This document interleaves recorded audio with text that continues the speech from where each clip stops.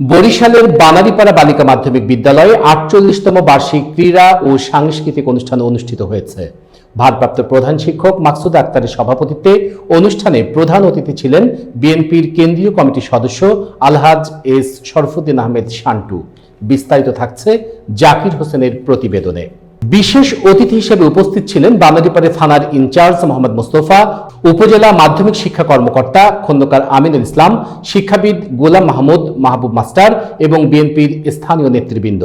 অনুষ্ঠানটি সঞ্চালনা করেন ভোকেশনাল শাখার শিক্ষক ও উপজেলা ডিবেটিং ক্লাবের সভাপতি কাউসার হোসেন। হাজারো দর্শকের উপস্থিতিতে মনোমুগ্ধকর সাংস্কৃতিক পরিবেশনার পর বিজয়ীদের মধ্যে পুরস্কার বিতরণ করা হয়। প্রধান অতিথি ও বিশেষ অতিথিদের ফুলেল শুভেচ্ছা এবং প্রেস দিয়ে সংবর্ধিত করা হয়।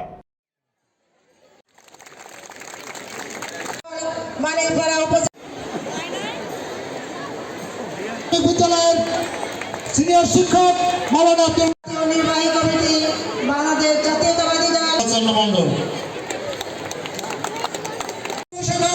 সংগ্রামী সদস্য সচিব জনাব বাংলাদেশ জাতীয়তাবাদী যুবদল